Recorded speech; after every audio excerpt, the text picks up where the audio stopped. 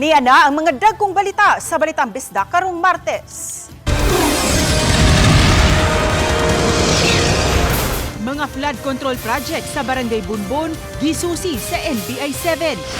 Kanhi Presidente Rodrigo Duterte, girekomendar nga pasakaan og kaso sa ICC. Sugbo ug Eastern Visayas, maapektuhan sa Bagyong Opo. Kini ang GMA Regional TV, Balitang Bisdak. Mayong hapon, ako si Cecil Kibord Castro.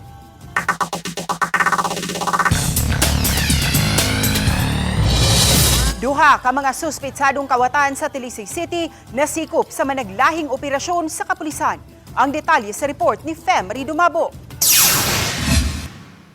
Unang nasikop nitong Setyembre 16 si alias JC, 42 anyos nga temporaryong nagpuyo sa Barangay Tabunok, Talisay City. Siya ang gitumbok nga nakuha sa CCTV footage sa magtiayong gibiktima ni JC. Nitong Setyembre 13 pa, apan kay nagbakasyon ng magtiayon, hinungdan nga ulahin na sila nasayod nga gisulod ay ang ilang panimay o gikawat ang mga alahas o gadgets nga gibanabanang musumada kini sa kapin 500,000 pesos. Gireport sa magtiayon og nipahigayon dayon og hot pursuit operation ng Talisay City Police hinungdan sa pagkasikop ni alias JC. Subay sa tato sa lawas nini nga lakip sa nakita diha sa kuha sa CCTV. Sa iyang pagkasikop, na-recover sa mga pulis ang kapin sa 200,000 pesos nga balor sa mga alahas o gadgets sa mga biktima. Apan ang ubang alahas, giingong nabaligya og naprinda na sa suspitsado nga padayon pang gisubay sa Talisay City Police og sa mga biktima. Nasuta ang laing duha pa ka mga panimay ang gikawatan ni alias JC. Matod sa suspect nga napugos ko ni siya sa paghimo sa salaod aron ang halin niini magamit niya sa paglukat sa mga alahas sa iyang asawa nga iyang naprinda nga maoy rason nga gipalaya siya. Nasuta usab nga gamitan kini sa illegal nga drugas. Kasong robbery ang napasaka na sa Talisay City Police batok sa dinakpan. Samtang nasikop sa bango sa ka alias Carl, 23 anyos nitong Setyembre 20. Human kini gitumbok nga nang lungkab ug nangawat sa mga butang sud sa usa ka panimay sa Barangay Muhon, Talisay City nitong Biyernes sa kadlawon. Nakawat ang duha ka cellphone nga gibanabanang mukapin sa 30,000 pesos. Nailhan ang suspetsado tungod sa kuha sa CCTV sa silingan sa biktima. Sa gihimong hot pursuit operation nasikop sa kapulisan si alias Carl ug na-recover ang duha ka cellphone nga gikawat. Kasong robbery ang napasaka na batok sa dinakpan. Uban ni Clans Gabutin og Rod Prado, Femery Dumabok. Balitang Bisdak. Zelreg Construction ang kontraktor sa 173 million pesos nga flood control project sa Tipolo River, Mandawi City. Mitataw nga dili kini ghost project kay nakumpleto man ang maong proyekto niadto pang June 2024. Tungsayran sa report ni Luan Merundina. Tuyong nagpada og mga drone shots ug mga hulagway sa RTV Balitang Bisdak sa 173 million pesos nga flood control project sa Tipolo River. Ang ZLReg Construction pinaagi sa ilang legal counsel nga si Attorney Anton Santos. Una nang gipahibaw sa mga opisyal sa Barangay Tipolo nga wa sila masayod kung asang dapita sa Tipolo River. Gibutang ang flood control project kay wa may taga DPWH7 nga nagpahibaw kanila. Busa uban ang mga engineers sa Zelreg Construction gisubay sa RTV Balitang Bisdak kung asa gayo dapit sa Tipolo River na himutang ang proyekto. Matod ni Engineer Perez na himutang sa duha ka mga barangay ang 173 million nga flood control project. Una namong gisusi ang nahimutang sa Tipolo River, habig sa Barangay Sentro. Gikan niya ng tumoy nga bahin sa outfall, aduna kinisukod nga 168 linear meters. Samtang sa atbang, aduna kinisukod nga 136.8 linear meters. Matod ni Attorney Santos, aduna kini 5-year warranty. Ug kung maguba kini, sulod niya ng mga tuiga, mamahimo kining ayom-ayumon. If the bonus, makikita nyo na may sira yung project, yung flood control, then report lang to your nearest local government or DPWH. Gisugdan ang proyekto niadtong Hunyo 2023 ug natapos niadtong Hunyo 2024. Sunod namong gisubay ang nahimutang sa Tipolo River gihapon apan habig na sa Barangay Gizo. Gikan sa Taytayan, misukod og 70.4 linear meters ang usa ka bahin sa proyekto, samtang 14.4 linear meters usab ang atbang nga bahin niini. Ang timailhan niini ang nakamuntar nga mga parapet walls. Base sa project information, gisugdan kini niadtong Mayo 29, 2023 ug matod ni Engineer Perez na human kini niadtong Hunyo 2024. So, andyan talaga yung project, hindi siya missing, hindi siya ghost project. So, yun yung gusto ko ma-emphasize, na maibigyan ng ere naman na hindi talaga siya missing, hindi talaga siya ghost project. Yun lang. Apan sa pangutana, kung na-coordinate ba ang proyekto sa lokal nga kagamhanan sama sa barangay, di makasiguro si Attorney Santos kay matod niya trabaho kini sa DPWH. Meron talagang local government code. Dapat ang national, ang DPWH should inform the local government, ang mayor. Ngayon, hindi yan pinapractice ng DPWH. Okay? So that's where the gray area. Now, it happened also dyan sa Mandaue na hindi na-inform ang LGU. Ang DPWH sa ilang bahin, dili na usab muluwat og pamahayag, sukad ni buto ang mga issue sa flood control projects kay matod nila instructions kini gikan sa ilang uluhang buhatan. Sa interview sa Balitang Bisdak, kang Gizo Barangay Captain Jesus Neri Sr. iyang gikonpermar ang moong proyekto o gigiyahan niya ang news team kung asa kini nahimutang. Wasa ko kay bao anak ko kana siya diha 173 ba na, pero ang diha dako kay natabang gay sa una musugwak biya ng tubig nya karon kay kuan naman gireprapan gid ba. Gisuwayan usab sa news team pagkuha ang habig ni Sentro Barangay Captain Ignacio Cortez II aron makonpermar gayud kabahin sa 173 million pesos nga flood control project nga nahimutang sa ilang barangay apan wa kini sa barangay kay may gitambong ngang tigom. Apan sa pangutana, kung nganong nalakip man sa listahan sa isumbong sa Pangulo ang 173 million pesos nga flood control project sa ZL Ridge Construction, kini ang tubag ni Attorney Santos. Lahat ng mga flood control projects na 100 million pataas, etc., nilalagay talaga nila doon sa isumbong sa Pangulo. Parang so that when it's presented doon sa webpage, lahat ng mga tao pwedeng mag-report kung andyan ba talaga o wala. Uban ni Marlon Melgazo, Luan Merondina, Balitang Bisdak.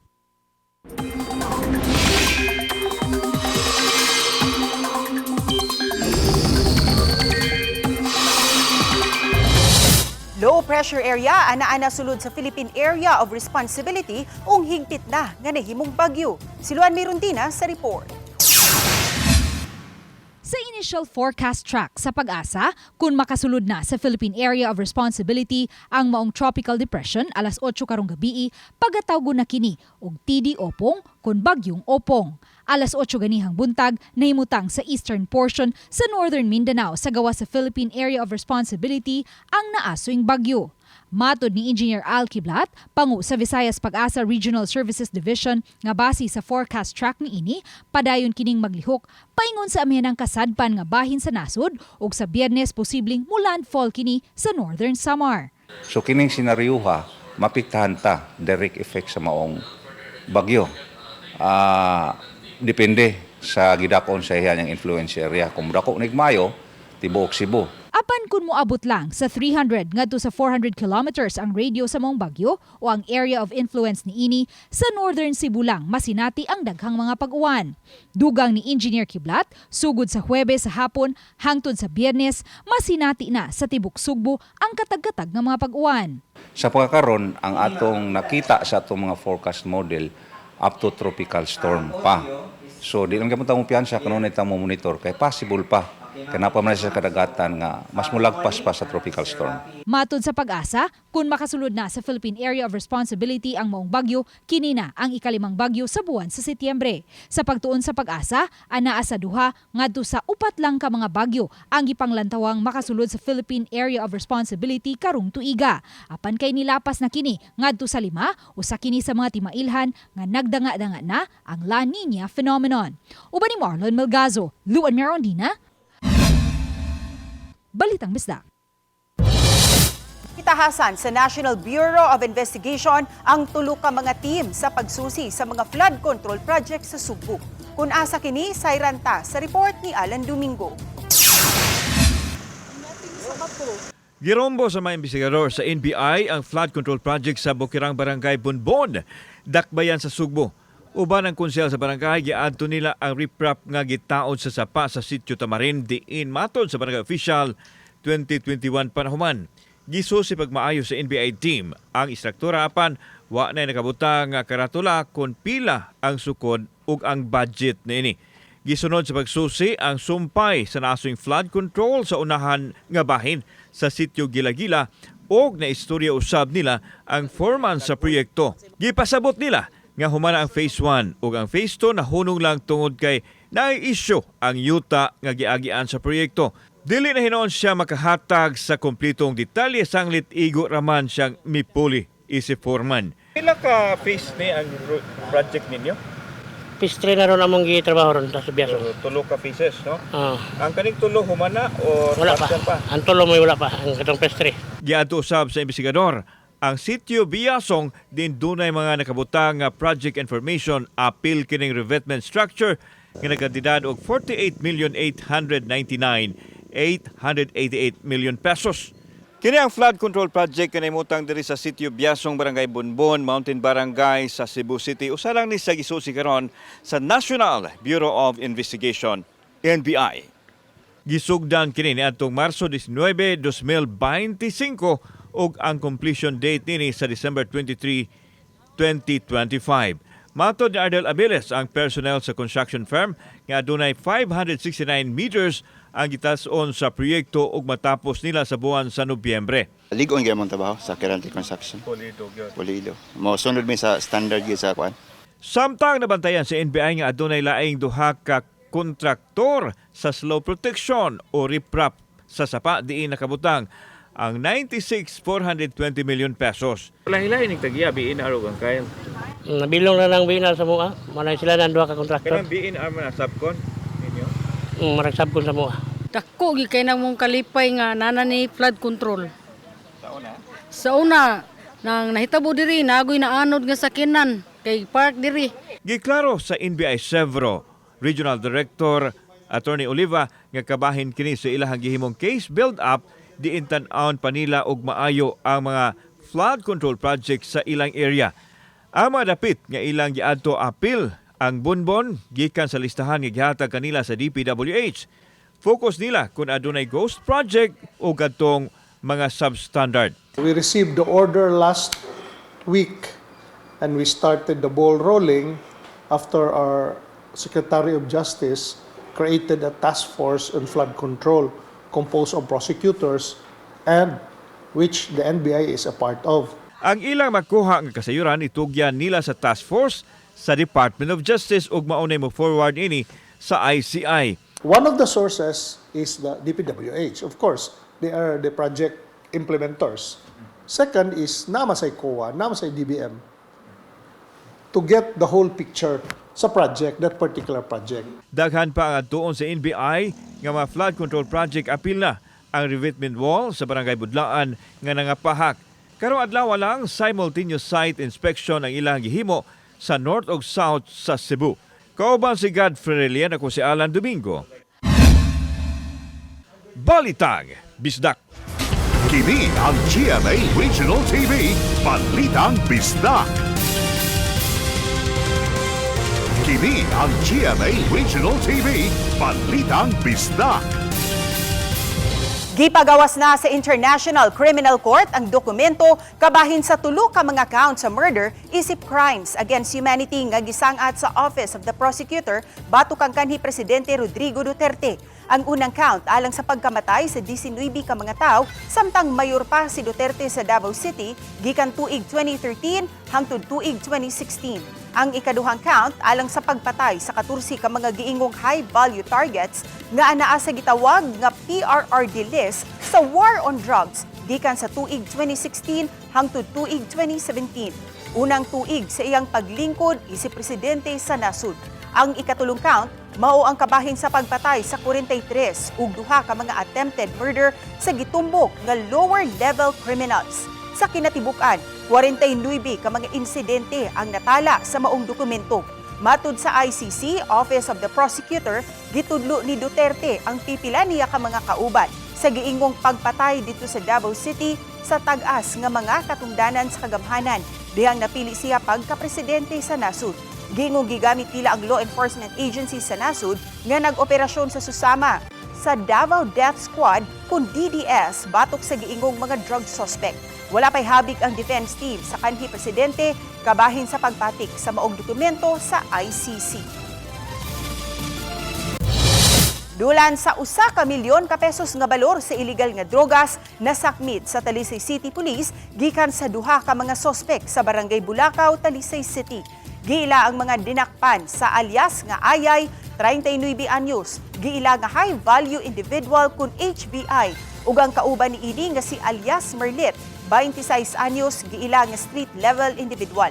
Nakuhaan si Ayay og illegal nga drogas nga mobalor sa 748,000 pesos. Samtang nasakmitan usab og gagmayng mga pakete sa gidudahang shabu ang 26 anyos nga babay nga kauban ni alias Ayay. Napasakaan na og mga tukmang kaso ang duha. Ipahunong sa Cebu City LGU ang road concreting project sa Veterans Drive sa Barangay Lahug kung mapakyas ang kontraktor sa pagsunod sa gipatuman nga ultimatum karong Biyernes. Ang detalye sa report ni Alan Domingo. Giatubang ni Mayor Nestor Archibald ang mga project engineer sa Kimwa Construction kauban ang mga opisyal sa DPWH Regional Office o sa DPWH City Engineering District sa road project site sa Nivil Hills. Gipahunat sa mayor ang kontraktor sa pagsumiter og undertaking karong Biyernes, Setyembre 26 din apil nini ang penalty nga 500,000 pesos kada adlaw kung mapakya sa paghuman sa proyekto sa nalatid nga panahon. Gawas nini gipangayo usab sa mayor ang pagbutang sa mga CCT o trained traffic aid o cleaner sa karsada. Gisaysay niya nga daghan ang reklamo ang iya nadawat tungod sa kahasol nga namugna tungod sa maong proyekto. Gipasalig sa DPWH ang pagmonitor aron maapsay ang trabaho ug mahuman sa gidagdang panahon. You're going to pay the city government 5% sa 10% sa total contract. Dili gani mo kahatag aning Thursday sa Friday, then we will have to give you a cease and desist nga hunungon ako ang tibok project. Kay ang ato manggong gitanaw ang prohisyo manggod sa ubang mga tao, sa atong mga tao nga constituents ba. No, ni hunong ang ilang business, kay nay, kay way mo nga taas. The other one, ang traffic nga ma-involved. We assure you, Mayor, nga tanang commitment will be followed and comply. Samtang ipasalig sa project engineer sa construction company nga motuman sila sa gipangayo sa LGU. Gipasabot nini nga malangan sila tungod usab sa dagan sa panahon kung muulan apan gipaniguro nga makuhaan ang kahasol sa mga moagi sa karsada. Ang pagbuhos nila sa simento himuon nila sa lawom nga kagabhion. Sa Enero pa ang pagkatapos sa proyekto nga adunay project cost nga mukapin sa 100 million pesos. Amo yung suportahan po ang say gusto ni Mayor, no, labi na tong sa traffic nga concern nga by October 30 inaot mi nga mahuman din na mo ang kwan kani ang pavement. Samtang gipaningil usab sa mayor ang DPWH sa pagpa-asfalto sa diversion road sa kilometer 18 sa Barangay Malubog sa Trans Central Highway kay kun dili kini masugdan ang dakbayan sa Sugbo na ang motrabaho nini. Nga ang kanang area diri kanang sa diversion daghanang na disgrasya, daghanang nagreklamo, dugay kaayo. Maotoy akong gi-propose ninyo nga kinahanglan ipa-espalto na gyud na. Discuss na mi last week with contractor and then nag-commit sila na this week mag-schedule sa kuan if maayo lang ang weather ba. Kauban si Godfrey Lien, ako si Alan Domingo. Balitang Bisdak.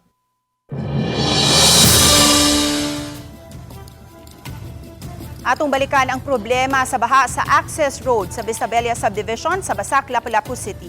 May kanusalang nagsugod ang maong problema sa pagbaha sa maong lugar. Ses, matod sa presidente sa Vistabella Homeowners Association, nagsugod ang problema sa baha sa ilahang access road. Dihang gitrabaho sa gobyerno ang drainage line sa Basak-Kagudoy Road. Niani og nagkadi ang mga reaksyon ang post sa usa ka netizen sa niaging semana kabahin sa footpath nga gipamutang sa access road paingon sa Vistabella Subdivision, Barangay Basak, dakbayan sa Lapu-Lapu nga gisanapan sa baha. Kini tungod sa mga markang ahong cares nga gi-question sa mga netizens. Apan sa social media post ni Lapu-Lapu City Lone District Congressman Junard Ahong Chan, iyang gitataw nga personal nga salapi niya ang gigamit sa pagpamalit sa footpath.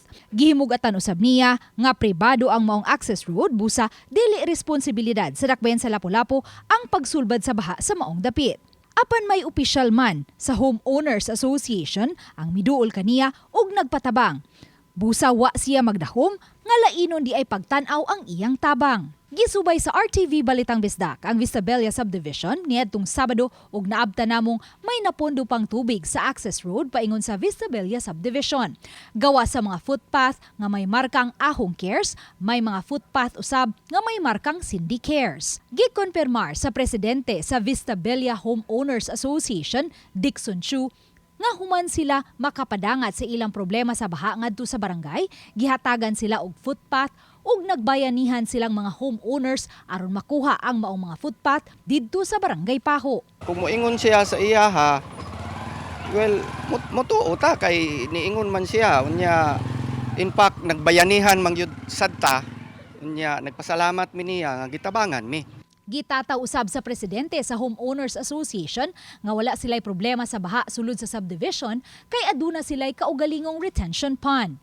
Ang access road nga gibahaan, distansya gikan sa main gate sa Vistabella Subdivision ug dili lang sila ang mugamit sa mong access road kay aduna usay laing subdivision sa dapit, usa ka hotel ug laing 200 ka mga panimay gawas sa subdivision nga mugamit usab niini. Naunta mi plano ba before ni gawas ni sikat ang Vistabella. Nakurat gani mi nga nganong ang Vistabella ang pasanginlan, dili man Vistabella ra ang nag-agi dinhi, daghan man mi nang agi dinhi. So, kamo diri sir sa Vistabella, you have your own retention pond and what's it? Dinhi sa inside sa subdivision, not sa access road namo.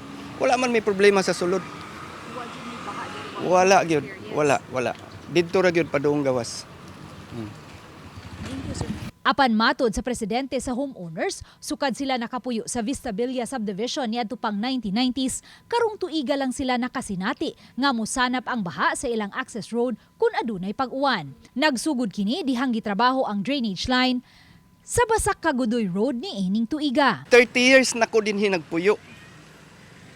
Naara ko dinhi. Karon pag yun mi naka-experience ana nga baha. This year lang yun mi kana nagka-problema mi ana. Gipasabot ni Engineer Perla Amar, City Engineer sa Lapu-Lapu City, nga ang gihimong road improvement with drainage nga natapos ni adtong mga nakalabayng buwan iya sa DPWH ug dili sa city government. Actually, natiwas na siya ang ato lang kung drainage installation na tuwa man gud sa opposite nga side of the road, dili habig diri sa ilahang nga area. So, mao nang most probably in the next siguro na to nga budgeting siguro ato lang po yung siguro ang kuan nga mabutangan po ng drainage system siguro ana nga side sa road pod. Hinuon ni padayagman og kaandam ang City Engineer's Office nga moabag sa mga apektadong residente ug muhatag usab sila og suhestyon. Magbutang lang siguro sila o construct sila marag cistern tank ba. And then most probably LGU will be the one to kuan kanang kuan na to sa tong declugger lang ang tubig nga mapundo sa ilang cistern tank.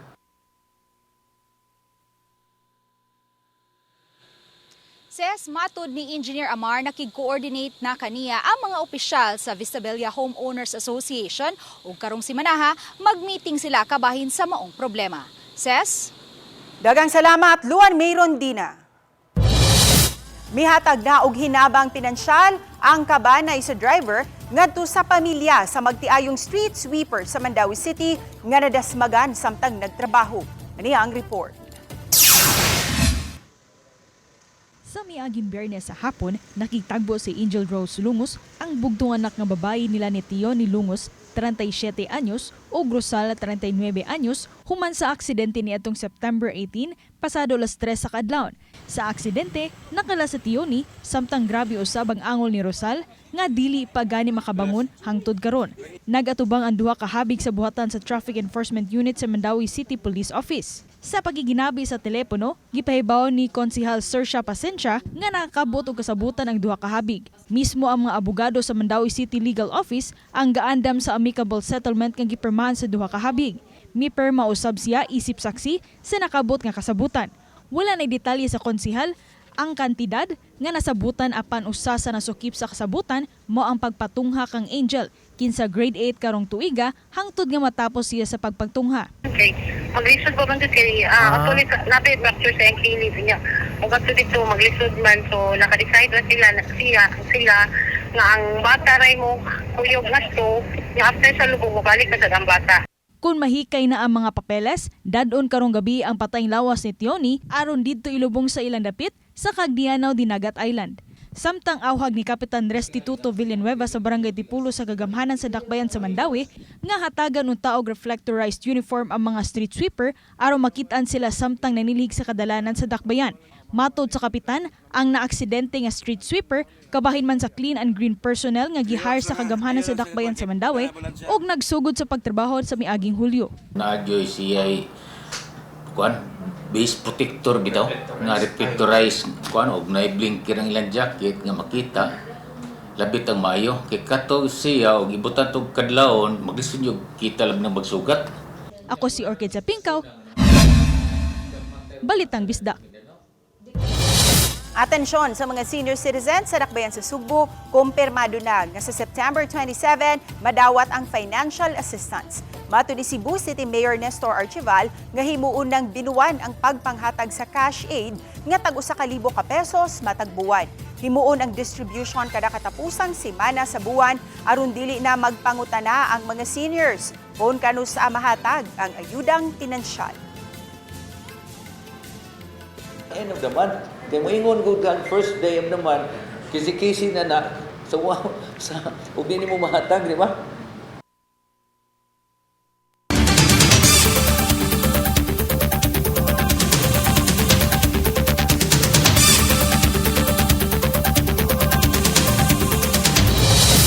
Mga asong Pinoy o Aspin nga napasagdan nga magsuroy-suroy palibot sa Talisay City Hall, gipang sagop sa mga kawani sa City Hall. Ano ang report ni Femery Dumabo?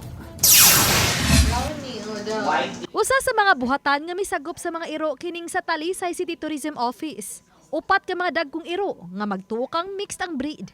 Apan puros kining asong Pinoy nga sila si Brownie, Whitey, Biggie ug ang nag-inusarang babaeng iro nga si Tiger. Parehong magtulo ka tuig na silang gi-adapt nining buhatan. Hinungdan nga susama na usab silang mga kawani. Kay usahay lakip na sila sa mga mutagbo sa mga bisita o kliyente. Matod ni Mickey Aznar, Talisay City Tourism Officer, nga mga itoy ug niwang pa kayang mga iro sa diyang ila pa kining hatagan og mga pagkaon gawa sa City Hall. Dugang ni Aznar nga sagad nila nga mga kawani sa Tourism Office, mga dog lover ug nga nahimo nilang stress reliever ang pagkaparaygon sa mga iro. Sa una manggod naragyo na sa gawas sa City Hall amo pa kanon sa gawas, and then gipang dog pound man to kay daghan reklamo, so ang among gibuhat para reklamo among gihipos, and then mga behave man kayo maghigda ra gyud na sila mag-atang diha namo friendly kay na kanang pansok mi nag-atang na kay buyan mas like kanang 7 AM wa kanang mingaw pre City Hall para makapangihim libang di sa gawas, so sundan na sa isa nako sa staff, so nagbalik out kuan na sila mo sugat yun na sila namo. Nanit kayo ang kuan good vibes kay ang mga iro. Gawa sa mga iro, may duha ka mga girescue usab silang mga iring. Human nakitang masakiton kaayo haduol sa flagpole, duha ka tuig na ang nilabay. Gipang kapon o gipang laygit na hinuon sa Talisay City Vet ang maong mga iro ug iring. Kumpleto usab sa bakuna ug bitamina. Apan adunay gipatuman nga palisya ang City Vet sa mga gipang adapt nga iro sa mga opisina. Usaan na kinahanglan na sila sa tangkal or sa sulod sa ilang office kung nasa office hours which is 8 to 5.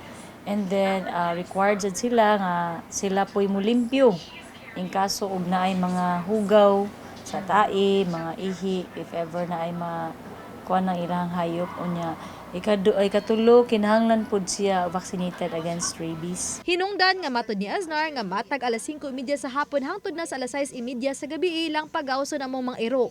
Og sa buntag sa dili pa abli ang mga opisina. Og sa kagabhion, diha sila ipahimutang sa ilang cage pagsiguro nga luwas o di usab sila makapanakit sa ubang mga tao. Samtang weekly ang paglimpyo og disinfection sa ilang buhatan aron di manimaho. Ang nabantog nga guard dog sa Talisay City Hall nga si Buddy ang anaa na usab nag-opisina sa City Engineering Office. Ug ang uban nga gipang-adapt nga mga ero ang anaa sa City Agriculture. Pagpasabot ni Aznar nga pagpakita kini sa kun unsa ka pet-friendly ang syudad ug unta mamahimong ihemplo sa ubang mga for-parent nga mahimong responsable sa ilang binuhi nga hayupan. Importante gud no responsible pet ownership. Kay kasagaran ta itoy pa maibugta ning dako atong pasagdan. So, kuana lifetime na nga responsibility atong pets no hantod buhi atong pets at let's be responsible because you cannot be a dog or pet lover if you cannot be responsible. Oba ni Godfrey Relien, Femery Dumabok. Balitang Bisdak. Nagkaanam ug kakulbahinam ang mga eksena sa Encantadia Chronicle Sangre. Taliwa sa pagila-ila ug kasuod ni Mitena ug Tera sa Kalasangan, padayon silang gipangita nila Dea, Pirena, Adamus ug Flamara. Gusto unta nga pangitaon ni Dea si Mitena aron susihon kung buhi pa kini o patay na. Apan gipugan siya ni Flamara gumikan sa iyang pagduda nga kini mo ikyas. Unsa kaha ang sunod nga mahitabo sa maong mga eksena. Kana og uban pa tangi sa Encantadia Chronicle Sangre alas 8 sa gabi sa GMA Prime ug Kapuso Stream ug alas 9:45 sa gabi sa GTV. Kami ang GMA Regional TV Balitang Bisdak. Kinatibuk ang pwersa alang sa mas dakong misyon ug mas halapad nga pag-alagad sa nasod. Mga kapuso, 93 days to go na lang ug Pasko na. Mayong hapon mga kapuso.